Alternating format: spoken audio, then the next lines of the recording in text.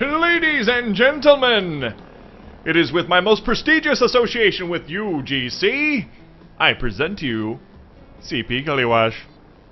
Now you notice that the map is pretty circular, not really much like a control point map at all. What was that? This is not CP Gullywash. Damn you, Brodesius! Damn you! Okay. Now I'm sure I'm on CP Gullywash. You know how I know? Because there's a gully. Ah! Wait, that's... Okay, anyways. CP Gullywash. A 5-point control point map.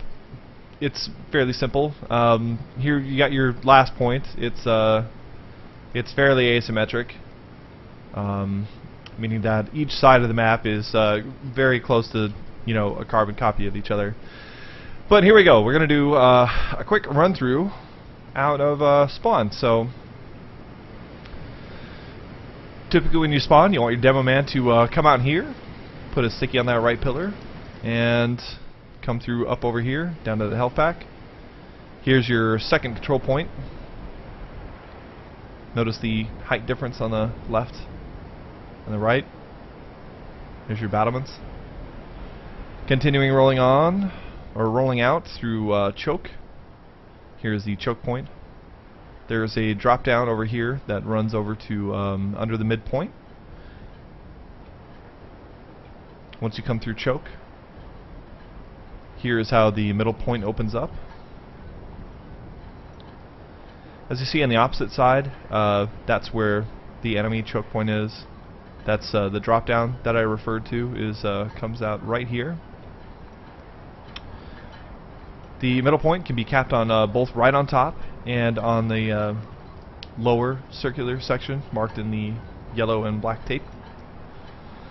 Now if you go through here, we're going to reverse back to the enemy point side. This is the garage, big door. Some people refer it to the number right here on that door over there. It's non-functional, by the way.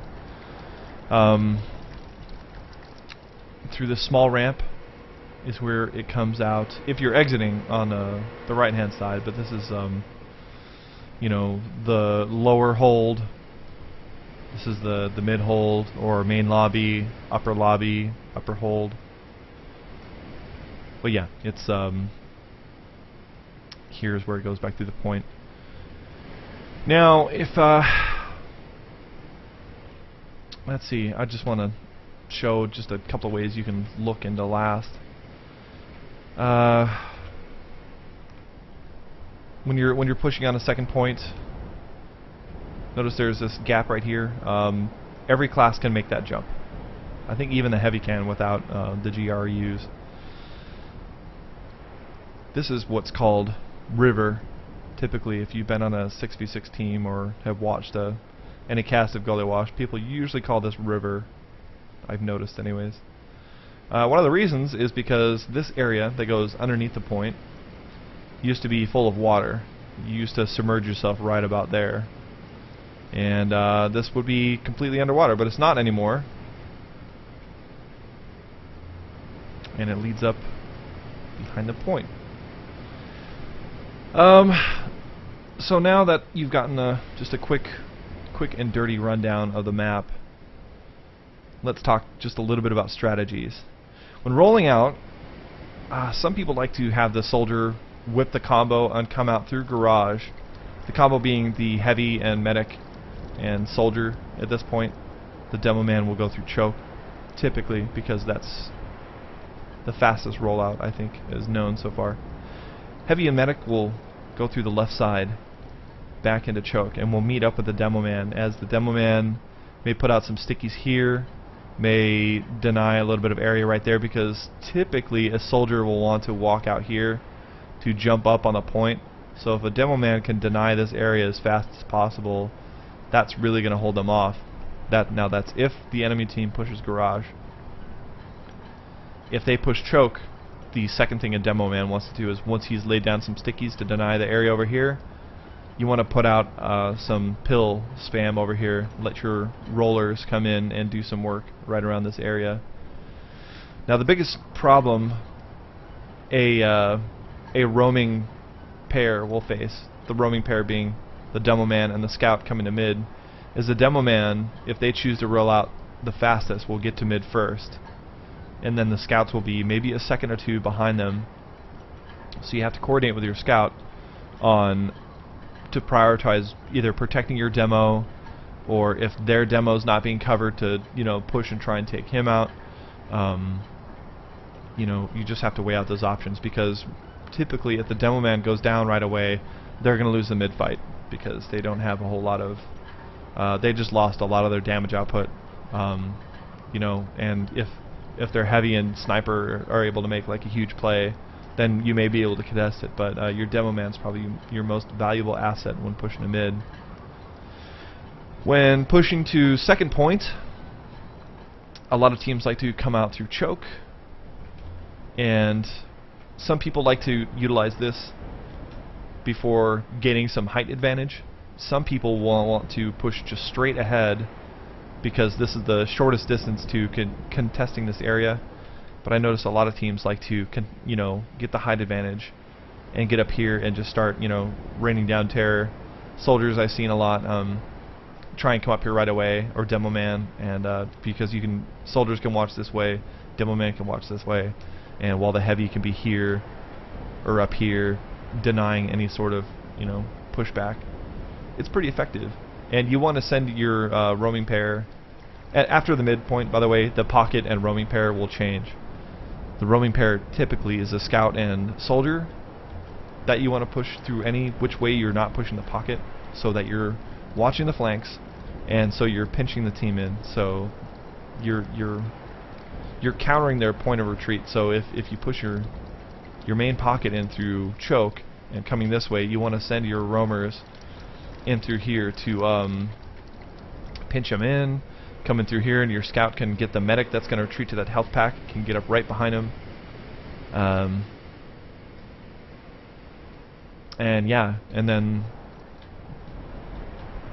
But composing the team is entirely up to you. That's just what I've seen typically, and how I've composed pushes onto P4, being the attacker's perspective. Pushing the last, you want to hurry up and contest this area as fast as possible. Just make sure you own river, that there aren't any people coming up. The spy will try and come up through there, or the spy will try and come down through here. So you want to contest those areas, make sure no one's getting through. And I've seen soldiers and demo man like hop up on this ledge and then put out a lot of damage. So you got to watch your pocket too. Make sure your medic is kind of out of sight and away, so splash damage won't easily get him or her. When pushing in a last, it's I've seen it pretty typical that a sniper will try and get a quick pick from here, and if you're lucky enough and you do get a good pick, then you try and call out your push to either go through this door, which is pretty good because you still maintain pretty good height advantage, and are able to gain a lot of ground while getting close to the point. However, their pocket can take cover under here, or back up under here, or if they're up on here, they can just go right through their spawn, go through the resupply cabinets, and get just freshened up again, and come back out and contest it. So it's pretty much on weighing the strengths and weaknesses of which class to put them on, like upper door, lower door. I don't even know what I call that. Porch, river. And some people call this secret, I think. Terminology is completely up to you. If I've got it wrong, just whatever, who cares? It's just so simple to call things out. You don't need to know everything. But that's pushing in. We'll talk a little bit about defending. Defending is almost the same thing as pushing, but in reverse. You want to manage where your pocket's going to be and where your roamers are going to be. If your roamers are going to be over here, the enemy, if their combos in here, they're just going to be constantly putting out spam over here before they're ready to make their big push. Whether they have crits or uber, you just you know, once your presence is known, you're just going to see lots of nades and stickies and rockets come your way.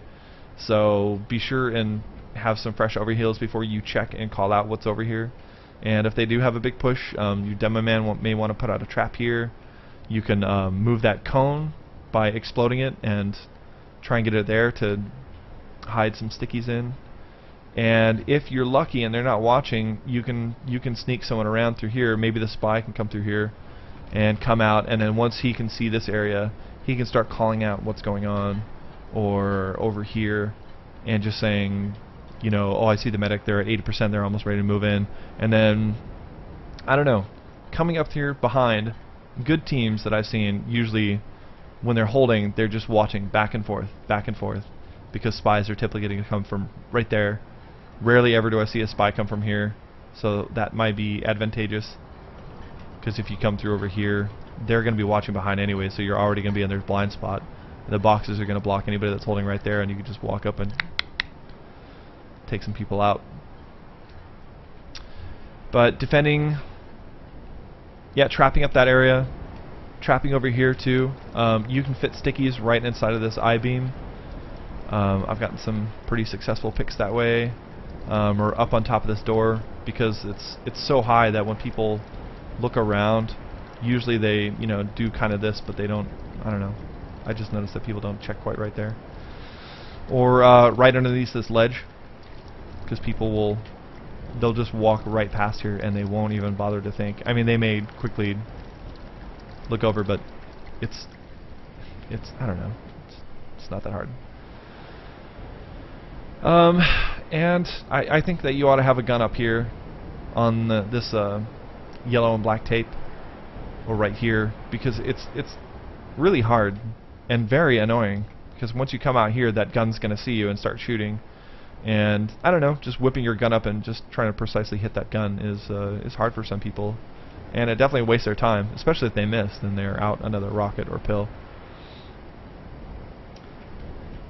And for P4 or P2, depending on your perspective, can be capped on both this top and lower part, just like mid.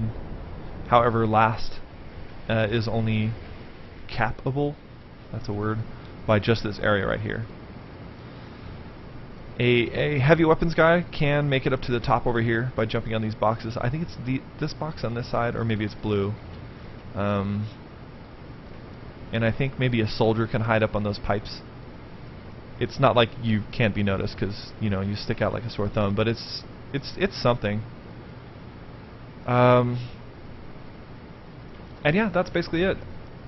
When you get ready for the match, just, you know, have a really good look at the layout, where the advantages are, where you're holding, because if you look right here, you can just see where certain cover is. Certain things you can be really creative with, like sometimes I see people put a sentry gun right here, and the enemy isn't really able to call it out. They can hear it, but they can't see it anywhere. So if they make their push in and they start coming in and they don't see a gun or anything, and hopefully you've gotten them to pop early, when they start to hop down and capture the point, I mean, that gun's just going to tear them up. I've seen some people build here, which is really good, because it can watch you know, any pushes from river or underneath. However, it won't see from up top here. You can get spammed out from up here and from up on this deck.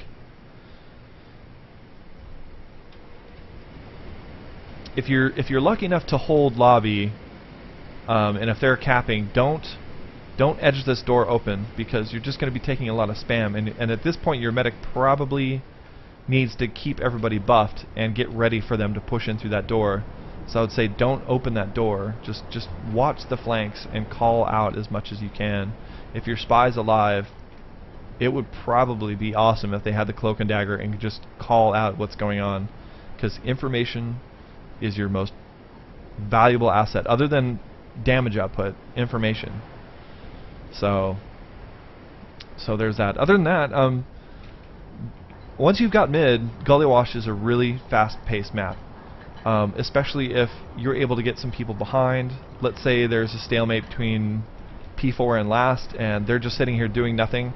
I mean, see if you can sneak a scout and a soldier out, a soldier with a pain train, and put some time on mid, because it doesn't really take too long to cap. I think I'm just going to throw out a number here, like 11 to 15 seconds to cap at a 4-time rate. So, and that's pretty fast. So if you're able to catch them with their pants down and they don't send anybody back, or enough strong classes to negate a scout and a soldier, which is a force to be dealt with, and then they can just run back and keep back capping and then back capping. I mean, it's an amazing strat. It's awesome and it's very exciting. This is probably one of the most exciting maps I've ever played. Just because I love the shit out of it. That's about it. I'm not going to go over every absolute hiding place or sticky trap, because that's part of the fun of playing competitive TF2, is just trying yourself and not having someone tell you like everything to do. So I hope I lay down some fundamentals for you to work on. If you have any questions, feel free to ask me.